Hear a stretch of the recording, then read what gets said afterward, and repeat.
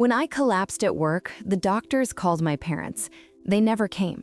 3 days later, still hooked to machines, I opened my phone and saw what they'd been doing.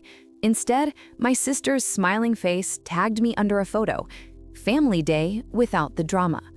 The caption burned more than the IV in my arm. I didn't text. I didn't cry. I just watched the likes climb, wondering when family stopped meaning love and started meaning performance. Then 4 days later, 74 missed calls appeared on my screen and one message from Dad, "We need you." That's when everything changed, just not the way they expected. I used to believe exhaustion was just part of being dependable. At Green Tech, deadlines were tight, projects endless, and somehow I was always the one who stayed late, the one who made things happen. My coworkers said I had the kind of discipline that scared them. They didn't know it wasn't drive, it was survival. Because every hour I worked wasn't just for me, it was for the people waiting at home to be rescued again. My dad, Robert, had been out of work since the housing crash. He called it temporary, but 7 years felt permanent. My mom, Elena, said he just needed time, but what he really needed was someone else's paycheck, mine. My sister, Marissa, our family's influencer, was always launching something new. A wellness brand, a podcast, a candle line. Each failed faster than the last. My support often came through quick transfers labeled help or just this month. And Peyton, the youngest, still in design school, liked to play the peacekeeper. She never argued, she just borrowed quietly and forgot loudly. From the outside, we looked perfect, a smiling family and holiday photos, all matching sweaters and fake laughter. Online, Marissa called us the Millers, proof that love is everything. She posted that right after I'd paid Mom's car insurance and covered the mortgage's late fee. Love apparently had a balance due. Grandpa Joe was the only one who ever saw through it. He'd been a law firm accountant for 40 years and could read people like spreadsheets. "You can't audit love," he once told me, "but you'll know when the numbers stop adding up." He warned me gently that my parents had started seeing me as the fallback plan. I didn't want to believe him. I was raised to think loyalty fixed everything. So I kept fixing. I paid what I shouldn't, smiled when I shouldn't. The truth is, I was scared to stop. Scared that if I ever said no, they'd finally show me what love was really worth. The night before I collapsed, I was still in the office at 10 p.m., staring at blueprints I couldn't even focus on. My chest had been tightening for weeks, my vision fading at the edges. I thought it was stress. It wasn't. But even then, as I packed up my laptop, my phone buzzed with a text from Marissa. "Can you cover my rent? Promise I'll pay you back next month." I typed a reply, then deleted it, then typed again. "Sure." That was the last message I sent before the floor came up to meet me. The hospital lights were too white, too clean, like they were trying to erase what had happened. When I opened my eyes, everything was blurred. The ceiling tiles, the IV lines, the nurse asking if I knew where I was. I didn't answer right away. I was still trying to remember what day it was. My phone was dead. My chest ached. The monitor beside me beeped softly, keeping time with something fragile inside me. When a doctor finally explained, his voice was calm but distant. "Cardiac event. You were lucky your coworker acted fast." Lucky. That word stung, because luck shouldn't be what kept me alive. Love should have done that. They told me they'd called my emergency contacts, my parents, but no one had answered. "We left several messages," the nurse added, carefully, like she was afraid the truth might hurt more than the IV needle in my arm. Hours passed. No calls, no visits, nothing. I watched sunlight crawl across the wall until it disappeared again. On the third day, the nurse wheeled in my phone, fully charged. I shouldn't have opened it, but I did. The first thing I saw wasn't a missed call or a text. It was a notification. "You've been tagged in a post by an official account."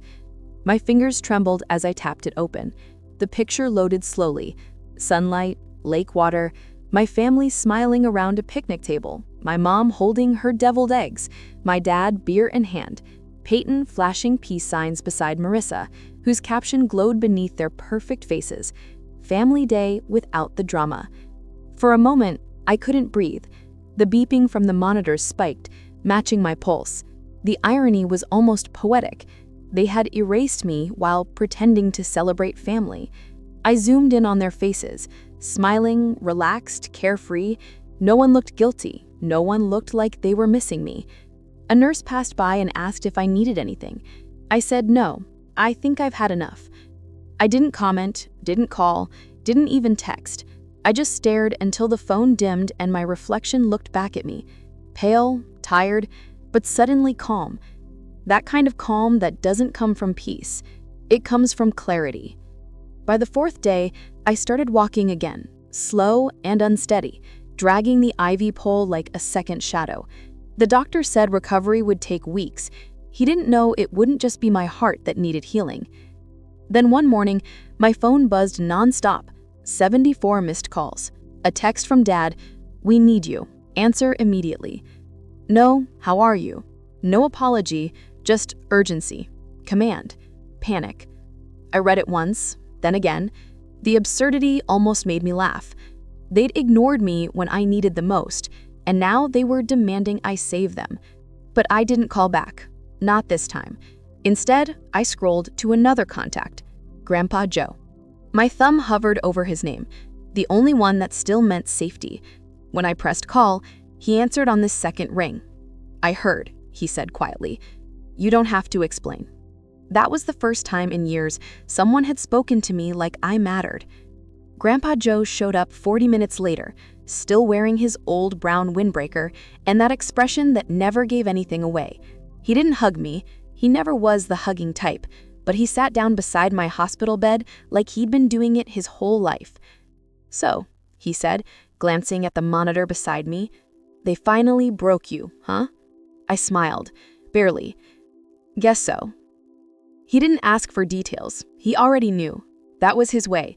Silent, surgical, understanding. He stayed the entire day, talking to my nurse, making sure my insurance covered what it should.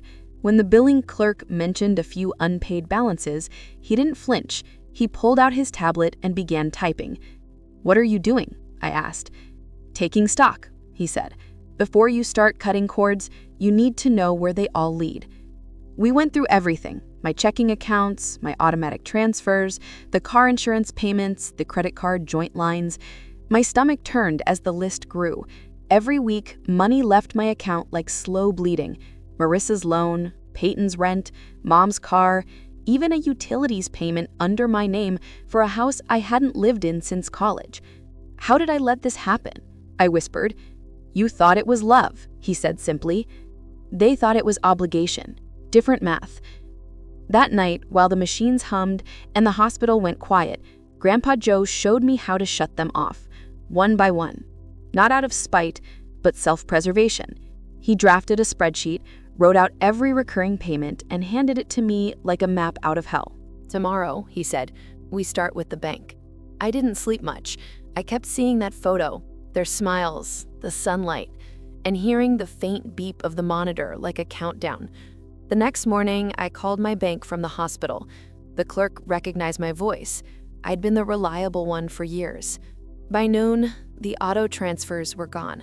Marissa's account canceled. Peyton's rent deposits stopped. Mom's insurance removed. Each click felt like breathing again. By evening, the phone started buzzing. First text from Mom.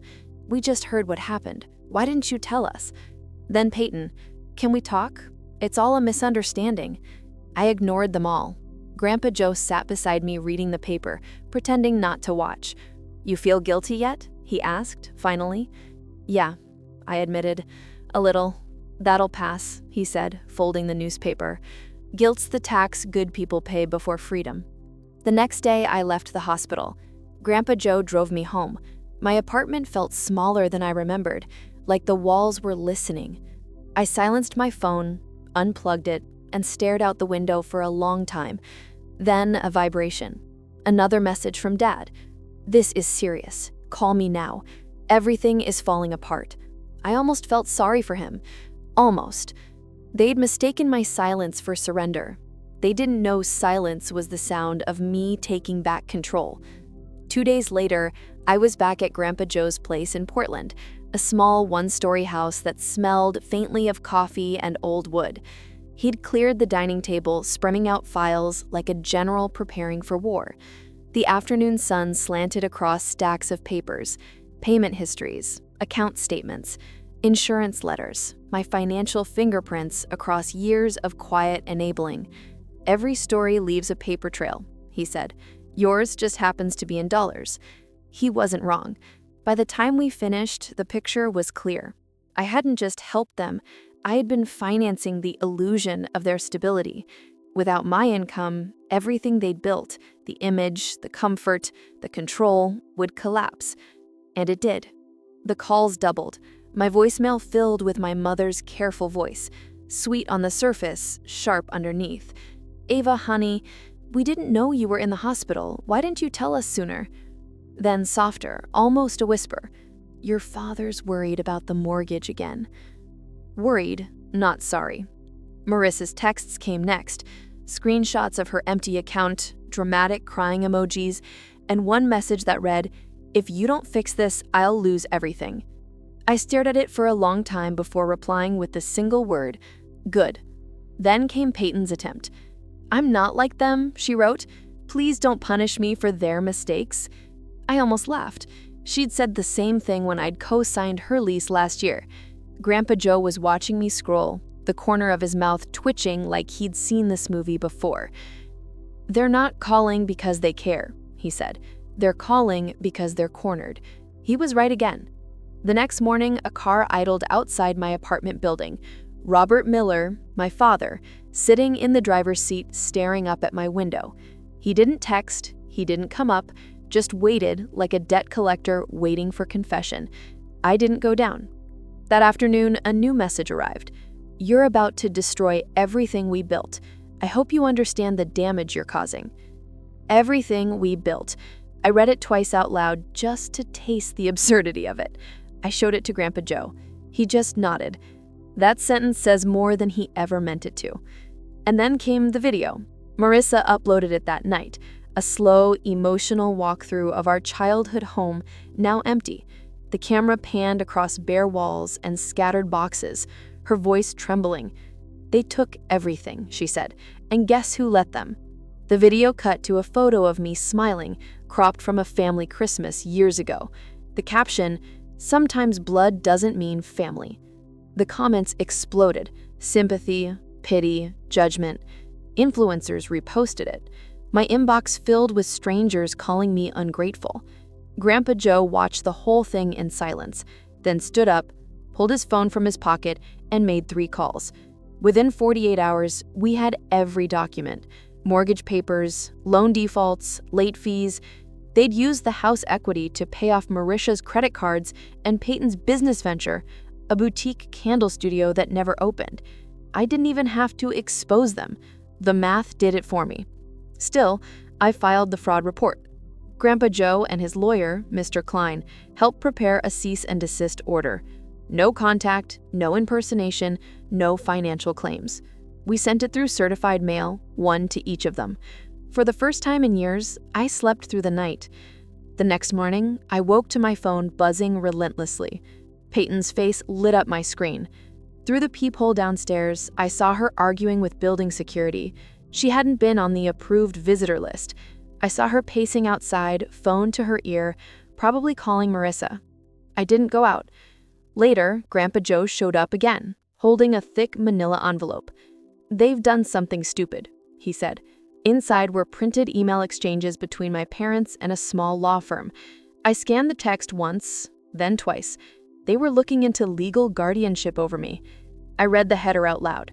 "Emergency petition for temporary conservatorship." Grandpa Joe sighed. "They tried this before with your uncle years ago. Didn't work then either. But this time, it could have, if I hadn't already moved everything under the trust he'd created, if my doctor hadn't written statements verifying my stability, if my HR department hadn't sent confirmation I was on medical leave, not termination. By the time they filed, our preemptive paperwork had already hit the courthouse. Their motion was dead on arrival. Still, they didn't stop. Marissa posted again, this time in tears. Her mascara ran down her cheeks as she spoke into the camera. "Mental illness doesn't always look like what you expect," she said. "Sometimes the people you love push you away. We're just trying to help her before it's too late." Her followers flooded the comments with sympathy. "I'm praying for Ava" started trending, but social media has a short memory and an even shorter fuse. Someone found her old "Family Day Without the Drama" post and stitched it beside her crying video. "So where was that concern when she was in the hospital?" the caption read. The tide turned overnight. Screenshots surfaced, Marissa's brand deals, her sponsored post during the week I was hospitalized, her tweets mocking toxic siblings. Peyton's Etsy page was bombarded with comments. My father's brokerage clients pulled out. Even my mother's Facebook was filled with strangers demanding answers. By Friday, the family's online empire had collapsed faster than their finances. Grandpa Joe handed me his coffee mug. "You didn't have to lift a finger," he said. "The truth handled itself." That night, a single text arrived. From my mother. "Please, can we talk?" I stared at it for a long time, thumb hovering over the keyboard, then locked the screen and set it face down. Across the room, Grandpa Joe was reading. "You okay?" he asked. "Yeah," I said quietly. "Just done." But they weren't. The next morning, a courier delivered another envelope. This one wasn't from their lawyer. It was from my father himself, a handwritten will. He'd rewritten it the week after the conservatorship failed. In shaky pen, it read, "In the event of my death, all assets go to the remaining family who maintain unity. Ava is disinherited until she reconciles." I couldn't help laughing. It was the same manipulation, just wrapped in formal ink. I showed it to Grandpa Joe. "They still think I want something." He smiled faintly. "They're not used to someone walking away before the money." That evening, I wrote my final reply. Not through texts, not online, but through my attorney. It was short, precise, and final. I waive all rights to the estate and request permanent no contact. I signed it, sealed it, and handed it to Grandpa Joe. "File it Monday," I said. He nodded. "What will you do now?" I looked toward the window. Outside, the rain was clearing. "I think I'll rest," I said. "Maybe somewhere quieter." For the first time in years, I meant it. 2 weeks later, the rain finally stopped. Grandpa Joe and I packed what little I cared to keep, one suitcase, my laptop, and a few photos that still felt like mine, and drove east, toward Colorado. He said he wanted to see the mountains again before winter. I didn't argue. I just watched the highway blur.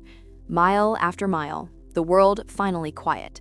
The cabin we rented sat near a ridge lined with pine trees.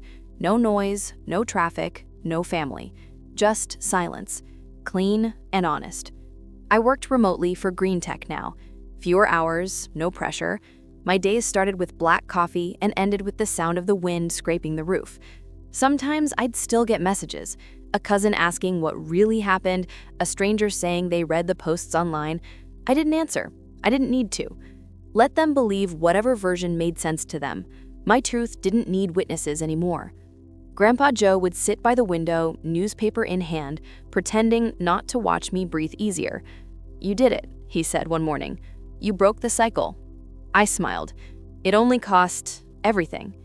He chuckled softly. "That's the discount price."